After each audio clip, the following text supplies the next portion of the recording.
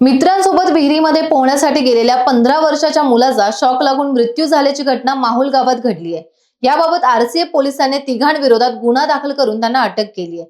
विहिरीतील पाणी उपसण्यासाठी लावलेल्या मोटरीचा मुलाला शॉक लागला, मात्र रुग्णालयात दाखल करण्यापूर्वीच मुलाचा मृत्यू झाल्याची माहिती वडिलांनी दिली।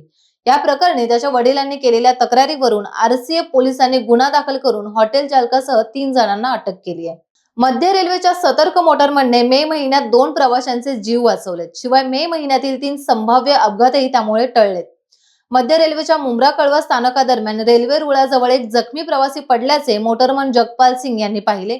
त्याने तात्काळ लोकल थांबवून इतर प्रवाशांच्या मदतीने रुग्णालयात नेण्याकरता त्याला कळवा स्थानकात रेल्वे कर्मचाऱ्यांच्या स्वाधीन केले।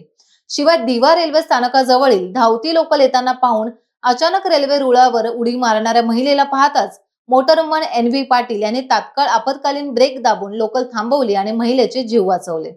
18व्या मुंबई आंतरराष्ट्रीय चित्रपट महोत्सवाला म्हणजेच MIFला शनिवारपासून सुरुवात झाली आहे। माहिती आणि प्रसारण राज्यमंत्री डॉक्टर एल मुरुगन आणि राज्याचे सांस्कृतिक कार्यमंत्री सुधीर मुनगंटीवार यांच्या प्रमुख उपस्थितीत MIFचा उद्घाटन सोहळा शनिवारी नरिमन पॉइंट येथील NCPS सभागृहात पार पडला। या उद्घाटन सोहळ्यात वन्यजीव चित्रपट निर्माते सुबैया नलामुत्तू यांना या वर्षीचा व्ही शांताराम जीवन गौरव पुरस्कार प्रदान करण्यात आलाय।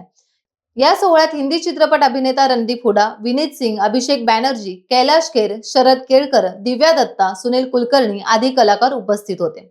शीव येथील पोलीस वसाहतीत राहणाऱ्या पोलीस शिपायाने राहत्या घरी शुक्रवारी रात्री गळफास घेऊन आत्महत्या केली आहे। वडाळा टीटी पोलिसांचे पथक तात्काळ घटनास्थळी पोहोचले। आत्महत्या केलेल्या पोलिसाने मृत्यूपूर्वी चिठ्ठी लिहिली असून कौटुंबिक कारणामुळे आत्महत्या करत असल्याचे त्यात नमूद केले आहे। मध्य रेल्वेवरील विना तिकीट प्रवाशांना रोखण्यासाठी लोकल, मेल एक्सप्रेस मध्ये सखोल तिकीट तपासणी आता करण्यात येते। विना तिकीट प्रवाशांमुळे होणारे उत्पन्नाचे नुकसान आणि तिकीटधारक प्रवाशांची होणारी गैरसोय टाळण्यासाठी विना तिकीट प्रवाशांना पकडण्याची मोहीम रेल्वे प्रशासनाकडून हाती घेण्यात आली आहे।